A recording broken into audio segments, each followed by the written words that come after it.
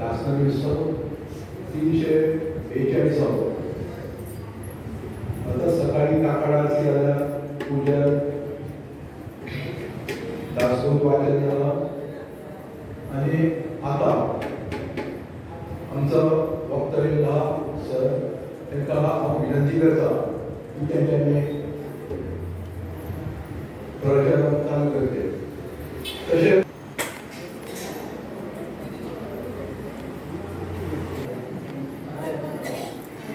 गुरु ब्रह्मा गुरु विष्णु गुरुदेव महेश्वर गुरु साक्षात परब्रह्म तस्मै श्री गुरुवे नमः. अखंड मंडलाकारं व्याप्तमेन चराचरं तत्पदं दर्शितमेन तस्मै श्री गुरुवे नमः. प्रभु श्री रामचंद्र, महावीर श्री हनुमान, समर्थ श्री रामदास स्वामी, सद्गुरुनाथ या सर्वांच्या आशीर्वादाने आणि आपल्या प्रेरणेने दासनवमी उत्सवाच्या निमित्ताने आपल्या समोर काही विचार मांडणार आहे. प्रवचन याचा अर्थ असा की संतांची जी वचनं असतात, आपण जे बोलतो ते मुखातून बोलतो. संत जे बोलतात ते नाभीतून बोलतात. मुख हे मेंदूशी जोडलेलं असतं, नाभी ही ईश्वराशी जोडलेली असते. त्यामुळे संत जे बोलतात, संत जे ग्रंथ लिहितात ते सगळं ईश्वरने झालेलं असतं. संत हजारो वर्षापूर्वी बोलले, 500 वर्षापूर्वी, 100 वर्षापूर्वी बोलले. ते जे बोललेलं वचन आहे, त्यांचे जे ग्रंथ आहे, ते वचन प्रवचन करणं म्हणजे ज्या काळात आपण बसलेलो आहोत त्या काळानुरूप संतांना जे सांगायचं त्याचा अर्थ लावून सांगा.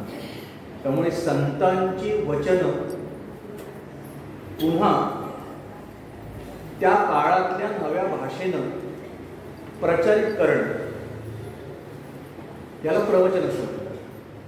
त्यामुळे मी जे बोलणार आहे ते समर्थ रामदासांनी जे ग्रंथ लिहिले, त्यांनी जे ग्रंथ लिहिले, त्यांनी जे आपलं चरित्र आणि चारित्र्य प्रत्यक्ष जीवनामध्ये जगून दाखवलं, त्या सगळ्यांच्या आजच्या काळामध्ये आपण सगळेजण जे बसलेलो आहोत त्याचा काही उपयोग आहे का? उत्सव या शब्दाचा अर्थ संस्कृतमध्ये उत म्हणजे वर जाणं. तेव्हा आपण इतकी वर्ष दासनवमी करत आहोत, इतकी वर्ष दासबोधाचं पारायण करत आहोत, इतकी वर्ष समर्थांची साधना करत आहोत. तेव्हा हे जे उत्सव असतात ते संतांनी अशासाठी निर्माण केले की त्या उत्सवामध्ये आलेल्या साधकांनी मी माझ्या जीवनामध्ये गेल्या वर्षीच्या दासनवमीला जसा होतो किंवा जसे होते त्याच्यामध्ये या दासनवमीपर्यंत येईपर्यंत माझ्यामध्ये काय बदल झाले, ते बदल झाले असतील, ते जर वर जाणारे असले, प्रगतीकडे जाणारे असले तर त्याला खूप म्हणजे वरती प्रगतीच्या दिशेने, प्रकाशाच्या दिशेने की दक्षिणेच्या दिशेनं, याचा विचार उत्सवामध्ये करायचा असतो. आणि म्हणून या उत्सवामध्ये समर्थांनी आपल्याला या जीवनामध्ये जगण्यासाठी अनेक साधनं दिलेली आहेत आणि ज्याला जे साधन ज्यावेळी उपयुक्त वाटेल त्या साधनाला घेऊन आपल्याला पुढे जायचं आहे. समर्थाने आपल्याला काय दिलेलं आहे, आज आपल्या जीवनामध्ये आपण जर विचार केला तर मी व्यक्ती, माझं घर, माझं राज्य, माझा देश आणि एकंदर जीवन याच्यामध्ये जे काही घडतं आहे ते मला देवाकडे म्हणजे रामाकडे नेणारं आहे की रावणाकडे नेणारं आहे. हे जे रामानंद सागर जे आहेत त्यांनी रामायण ही दूरदर्शनवर एक मालिका सुरू केली आणि आपल्या भारतातली पहिली मालिका की संपूर्ण भारत सकाळी 9 वाजता सगळी कामं बाजूला ठेवून ही मालिका बघत असत. ही मालिका इतकी गाजली, त्यातली गाणी, त्यातला अभिनय, त्यातले डायलॉग सगळे हे लोकांना आवडायला लागले. आणि अशी पुढे सरकता काही वर्षानंतर ज्यावेळी ते रामानंद सागर ज्यांनी हा सिनेमा काढला ते दर एपिसोडला असे बसत असत शाल घालून आणि लोकांना काही प्रवचन करून सांगत असत आपल्या सिरियलबद्दल. तर असा क्षण आला की पुढच्या एपिसोडमध्ये रावणाचा वध होणार होता आणि ते काय करायचे, त्यांना भरपूर पत्र यायचे. ते एक एक पत्र घ्यायचे आणि त्याची उत्तरं द्यायचे. तुमच्यापैकी अनेकांना आठवत असेल ही सिरियल ज्यावेळी चालू होती तेव्हा संपूर्ण म्हापसा मार्केटमध्ये स्मशान शांतता पसरलेली असेल, माणसं दिसत नसत. त्यावेळी तुम्ही आठवा ज्यावेळी ही सिरियल आलेली तेव्हा रावणाचा वध होणार असा एपिसोड आलेला असताना रामानंद सागराच्या समोर पत्रांचे प्रचंड अशा प्रकारचे ढीग पडलेले होते. तेव्हा त्यांनी एक एक पत्र असं बघितलं आणि ते सांगितलं की मला तुम्हाला काही सांगायचं नाही. ही जी सगळी पत्र आलेली आहे त्या सगळ्या पत्रामध्ये मला एक सूचना केलेली आहे. कुठली सूचना केलेली आहे की रामानंद सागरजी, तुमची रामायण ही सिरियल जगातली सर्वोत्कृष्ट अशा प्रकारची सिरियल आहे, मालिका आहे. या सिरियलमध्ये राम, लक्ष्मण, भरत, शत्रुघ्न, सीता किती पात्र आहेत मोठी, सगळ्यांनी दीपवून टाकलेलं आहे. सगळ्यांना आमच्या जीवनामध्ये बदल झालेला आहे असं सगळं सांगितलं. आणि शेवटी त्या पत्रामध्ये आलेल्या पत्रापैकी बहुतेक पत्रामध्ये असं लिहिलं होतं, आम्हाला दुःख एकच वाटतं की आता ही सिरियल संपत आलेली आहे. आणि ते काय पुढे म्हणाले ते खूप महत्वाचं आहे, ते मला सांगायचं आहे. ते म्हणाले की पुढच्या एपिसोडमध्ये राम रावणाचा वध करणार आहे. तेव्हा तुमच्या या सिरियलमध्ये सगळ्यात बलदंड असणारा दिसणारा आणि सगळ्यात जबरदस्त लोकांवर प्रभाव टाकणाऱ्या अशा प्रकारचे संवाद म्हणणारा अभिनेता कोण जर असेल तर तो रावण. तेव्हा आता रावण जर पुढच्या एपिसोडमध्ये राम मारणार असेल तर पुढे रामायण सिरियलमध्ये आम्ही काय बघणार. तेव्हा कृपा करून इतक्या लवकर रामाकडून रावणाला मारू नका. ते म्हणाले त्याने असं कपडा ते म्हणाले मी रामायण सिरियल निर्माण केली की लोकांनी ती बघावी आणि रामाचं आचरण करावं. लोक रावणाच्या अभिनयामध्ये पडलेले आहेत. आपली सुद्धा स्थिती अशीच झालेली आहे का सध्या जीवनामध्ये की आपण समर्थाने आपल्याला राम नाम दिलं आणि आपलं दैनंदिन जीवन जे आहे सकाळपासून उठल्यापर्यंत त्याच्यामध्ये आपलं जीवन रामाकडे जाणार आहे की रावणाकडे जाणार आहे. याचा शोध घेण्यासाठी हे उत्सव असतात, तुम्हाला वर नेण्यासाठी. आणि म्हणून समर्थाने म्हटलंय जयासी वाटे सुखचे असावे तयानी एकांती बैसावे स्वरूपी विश्रांतीस जावे असं म्हटलेलं. एवढा मोठा श्लोक आहे हा जो आपल्याला समर्थानी संप्रदायाचा जो काही मंत्र दिलेला आहे हा स्वरूप संप्रदायाकडे जाणारा आहे. स्वरूप म्हणजे काय, जो राम इतरत्र आहे तो खरा जास्त ठसठशीतपणे तुमच्या आतमध्ये वर दिसतं ते रूप आहे. बाहेर मूर्ती दिसते ते सुद्धा रूप आहे. रामाचं स्वरूप आतमध्ये आहे आणि तुम्हाला समर्थ सांगताय तुम्हाला खरी विश्रांती.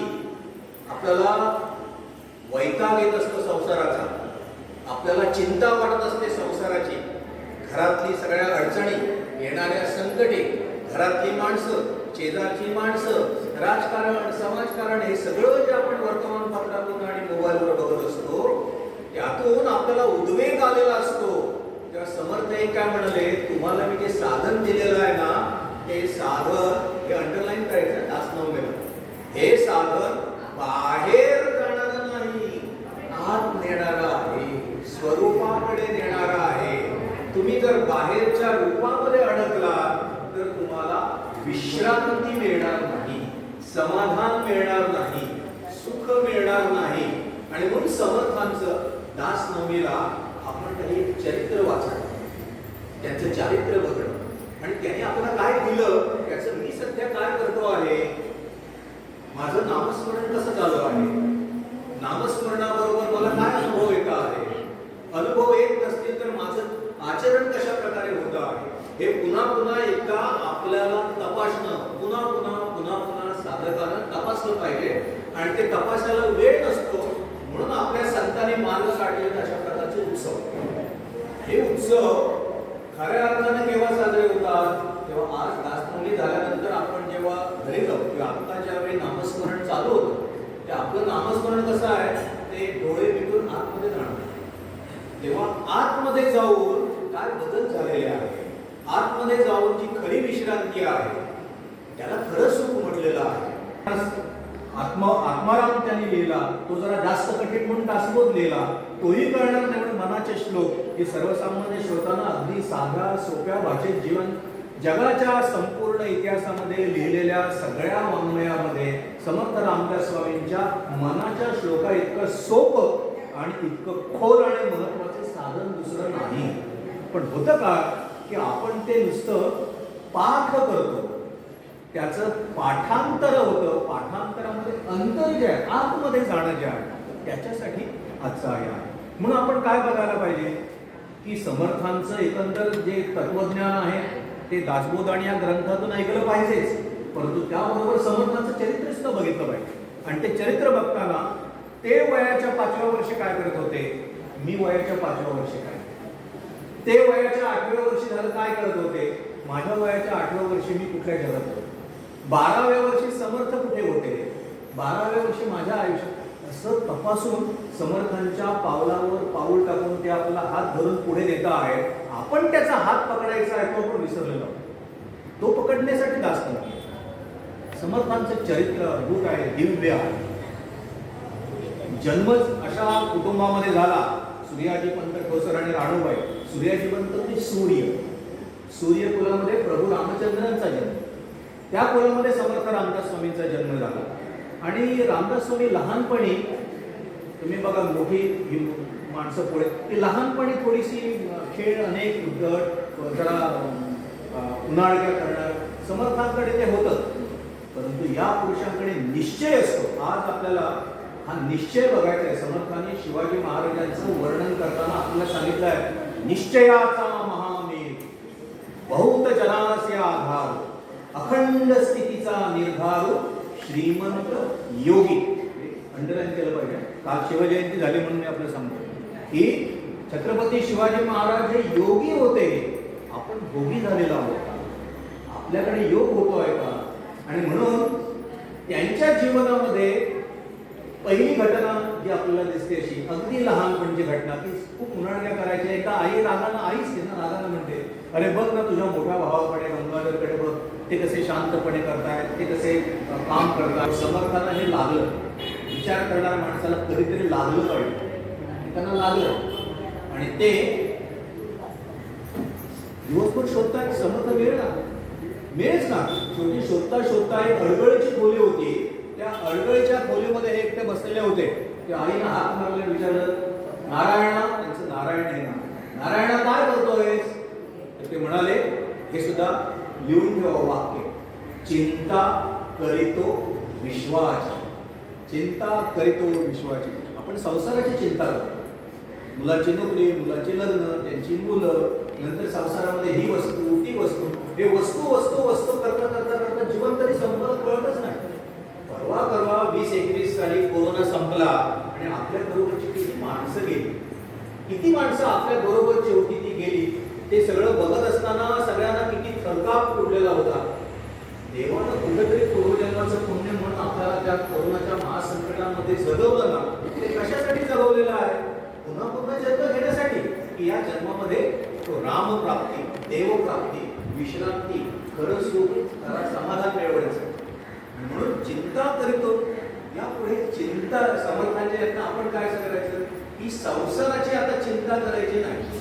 तो विश्वाचा निर्माण करणारा राम माझ्यामध्ये आहे, त्याला मी पकडले का याची चिंता पाहिजे. माझ्याकडनं काही दैनंदिन याच्यामध्ये चुका होत आहेत का याची चिंता पाहिजे.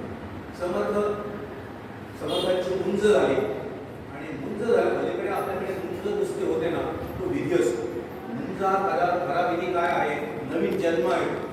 या नवीन जन्मामध्ये तुम्हाला ईश्वराकडे नेणारा गायत्री मंत्र वगैरे दिला जातो. हा मंत्रांचं विधिवत जाणं, त्याचं खंड सध्या करणे सगळं राहिलेलं आहे. समर्थांची मुंज झाल्यानंतर त्यांनी मोठ्या भावाकडे दिले, गंगाधर पंतांकडे गेले आणि म्हणाले की मला तुम्ही अनुग्रह द्या, तुम्हाला अनुग्रह मिळालेला आहे, मला अनुग्रह द्या. तर गंगाधर पंत काय म्हणाले की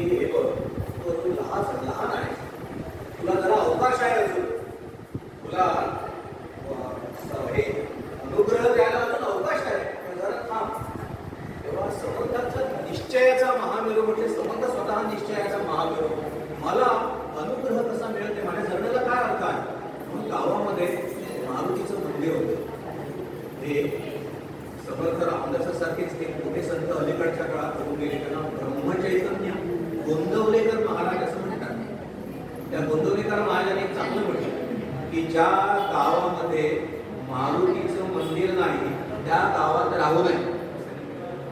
याचा अर्थ मंदिर नव्हे, मारुतीची उपासना.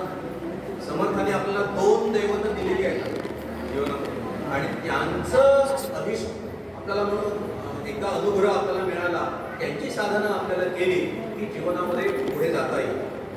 समर्थांना अनुग्रह मिळाला नाही म्हटलं तर ते त्या मारुतीच्या मंदिरामध्ये गेले आणि प्रायोपवेशन केलं. प्रायोपवेशन म्हणजे काय? अन्न पाणी काही घ्यायचं नाही. 3 दिवस बसलेले आहेत. ते बसलेले असताना एक जण त्यांच्या खांद्यावर हात ठेवून म्हणाला, बाहेर जा, पालखीकडे पुढे. पालखीकडे ज्यावेळी पोहोचले त्यावेळी त्यांना एक सावळा आणि एक गोऱ्या रंगाचे 2 तरुण दिसले. सावळ्या रंगाचा तरुण म्हणजे प्रभू श्रीराम, गोऱ्या रंगाचा तरुण म्हणजे लक्ष्मण. तेव्हा ते राम त्यांच्या जवळ आले आणि त्यांना प्रत्यक्ष रामाने अनुग्रह दिला आणि त्या अनुग्रहामध्ये आपण स्वतःला भाग्यवान म्हटलं पाहिजे. समर्थांना प्रभू रामचंद्राने अनुग्रह घेताना जो मंत्र दिला, श्रीराम जय राम, तो मंत्र आज आपल्या खाडेकर गुरुजी असतील किंवा आपल्या यादी असतील, आपल्याला तो मिळालेला आहे. समर्थाने आपल्या जीवनाचं सोनं केलं. तो मंत्र मिळाल्यानंतर आपण ह्या मंत्राचं काय करतो? आपल्याकडून या मंत्राचा किती साधना होत आहे त्याच्यासाठी आजचे असं समर्थ 12 वर्षाचे झाले आणि आईला वाटलं की हा टिकेल असं वाटत नाही. ते म्हणाले, तुझी इच्छा आहे ना? शब्द वाचा. काय म्हटलं? मी बोहल्यावर चढेल. बोहला म्हणजे लग्न ज्यावेळी होतं त्यावेळी थोडीशी उंचावर असलेली जागा की सगळ्यांना दिसलं पाहिजे नवरदेव. तर मी बोहल्यावर चढेन असा शब्द आईला दिला आणि आईनं काय केलं? हा पुढे लग्न केल्यानंतर काय करेल सांगता येत नाही म्हणून मामाची मुलगी होती, त्या भावाची जी मुलगी होती तिच्याबरोबर याचा विवाह केला. ते काही झालं तरी आपल्याच घरात, दुसऱ्या घरामध्ये काही होऊ नये. आणि ते बोहल्यावर उभे राहिले, शब्द पाळले. शब्द कुठले? मी लग्न करेन हा शब्द नव्हता, वचन नव्हतं. मी बोहल्यावर उभा राहील. तेव्हा बोहल्यावर उभा राहिले आणि आपल्या सगळ्यांची गोष्ट माहिती आहे, शुभमंगल सावधान असं म्हटल्यानंतर शुभ आणि मंगल जीवनामध्ये काय आहे, विवाह किती शुभ आणि मंगल आहे ते आपल्या सगळ्यांनी भोगलेलं आहे आयुष्यामध्ये. घराघरामध्ये विवाह झाल्यानंतर काय आयुष्य आणि आहे ते सगळ्यांना सांगण्याची गरज नाही. समर्थाला 12व्या वर्षी ते कळलं. जगाचा प्रपंच समर्थाने केला बरं का, त्यांना कळलं आणि ते जे तिथून निसटले तर कोणाला मिळेना. नंतर बऱ्याच वर्षांनी अनेकांनी विचारलं, अरे आम्ही तुझा शोध घेतो समर्थ पुन्हा आल्यानंतर, तेव्हा तू कुठे गेला होता? तर म्हणजे मी दूर गेलेलं नव्हतं, अगदी जवळ एक मोठं झाड होतं, त्या झाडावर मी समर्थ हे पोहण्यात पटाई होते. समर्थ एक झाडावर चढण्यात तारा ते चढत असत, हनुमंताचाच अवतार चढत असत, झाडावरनं उड्या मारत असत. समर्थांच्या मूर्तीकडे तुम्ही जर बघितलं तिथनं एक टेंगूळ आलेले हे टेंगूळ ते खाली पडलेले असताना त्यांना आलेलं आहे. जन्मता आलेलं टेंगूळ नव्हतं, ते आलेलं होतं. त्यामुळे तुम्ही सगळे जर शोध घेत होता तेव्हा मी फांदीवरनं हसत तुम्हाला बोलतो. तुम्ही जाता एका हात मला दिसत होतं, इतका मी वर जाऊन बसलेलो होतो. आणि मग सगळे लोक गेल्यानंतर ते खाली उतरले. आपला जो पोशाख होता नवरदेवाचा त्यातलं एक एक वस्त्र एकेकाला दिलं आणि ते चालायला लागले. आणि ते कुठे गेले? काळाराम मंदिर नाशिक या ठिकाणी समर्थ पोचलेले आहेत. आणि समर्थांनी रामाच्या चरणी एक वाक्य म्हटलं, ते दासनवमीला आपण सगळ्यांनी लक्षात ठेवायला पाहिजे. ते आपण करणं आवश्यक आहे. आपण रामाला नमस्कार करतो, मागतो काय रामाकडे? तर समर्थ काय म्हणाले? रामा, मी माझं जगणं आणि सगळं प्राप्तन आणि नियती आता तुझ्या चरणी अर्पण केलेली आहे. याच्या पुढे मी नाही. अध्यात्मामध्ये तुम्ही सगळं वाचल्यानंतर समर्थांचं ज्याला साधनामध्ये पुढं जायचं आहे त्याला काहीतरी मारलं पाहिजे, काहीतरी नष्ट केलं पाहिजे. ते काय? तर समर्थाने इथं जे अर्पण केलं ना, तो अहम अर्पण केलं. अहम आतमध्ये असणारा मी. एक फार सुंदर गोष्ट आहे रामायणामध्ये, की रामायणामध्ये प्रभू रामचंद्राने शिवधनुष्य तोडलं आणि सीतेनं वरमाला घातली तेव्हा त्याचा आवाज ऐकल्यानंतर परशुराम जमिनीवरची पावलं आपटत रागानं त्या ठिकाणी आलेले आहेत आणि म्हणाले, कोण तो की ज्यानं माझं शिवधनुष्य तोडलेला? तेव्हा त्या ठिकाणी लक्ष्मण हसत हसत त्यांची थट्टा करायला निघाला, तेव्हा तुला माझा राग माहिती नाही, मी तुला या पृथ्वीवरून नष्ट करेन. असं म्हटल्यानंतर शेवटी ते वैष्णव धनुष्य जे होतं ते आणलेलं ते प्रभू रामचंद्राने सगळं ऐकलं आणि जेव्हा त्यांनी अपमान केला तेव्हा प्रभू रामचंद्राचं तेज जागं झालं. ते म्हणाले की तुझ्याकडे खरं तेज असेल, शिवधनुष्य तोडलंस, हे विष्णू धनुष्य विष्णूचं आहे, वैष्णव धनुष्य ते घेऊन दाखव. तेव्हा प्रभू रामचंद्रांनी वैष्णव धनुष्य हातात घेऊन प्रत्यंच्या ओढताना ते मोडून पडलं. मोडून पडला आणि तो बाण ओढलेला होता. आणि राम म्हणाले, हे महत्वाचं, पहिली गोष्ट महत्वाची नाही, आता शेवट आहे तो महत्वाचा आहे. असा बाण ओढला आणि ते म्हणाले रामाचा बाण एकदा ओढला की तो कुठे त्याला कुठेतरी सोडावा. आता तुम्ही सांगा, कुणावर सोडू, तुमच्यावर सोडू की कशावर सोडू? तुम्ही ब्राह्मणात सोडावा कशावर सोडू? किंवा परशुरामाने दिलेलं उत्तर सुद्धा तेवढंच महत्वाचं. ते म्हणाले मी माझ्या तपस्सामर्थ्यातून काही लोक निर्माण केलेले आहेत, तिथं माझा अहंकार आहे, मी हे सगळं निर्माण केलेलं आहे, क्रोध माझ्या ठिकाणी आहे. तेव्हा तुम्ही तो बाण जो आहे ना तो माझ्या अहंकारावर मारा. तेव्हा प्रभू रामचंद्रांनी ते सगळे लोक नष्ट केले आणि परशुराम तपश्चर्याला गेलेले आहेत. गोष्टी आपण रामायणातल्या वाचतो, त्याचं तात्पर्य असं आहे की प्रभू रामचंद्रांच्या बाणातून आपला अहम ज्यावेळी जाईल ना त्यावेळी आपल्या, म्हणून आपण दासनवमीला तपासून बघावं की सकाळपासून रात्रीपर्यंत माझ्याकडे द्वेष किती आहे. त्याचा द्वेष दुसऱ्याचं चांगलं झाल्यानंतर मला बरं वाटतं की वाईट वाटतं. मी साधं बोलताना दुसऱ्याचा अपमान करतो का? दुसऱ्याचं मन कापलं जाईल अशा प्रकारचं माझ्या तोंडून काही वचन येतं का? माझ्या सगळ्या वागण्यामध्ये नैतिकता आहे की अनैतिकता आहे? साधनाला सगळ्यात पूरक जर काय असेल तर ते नैतिक आचरण आहे.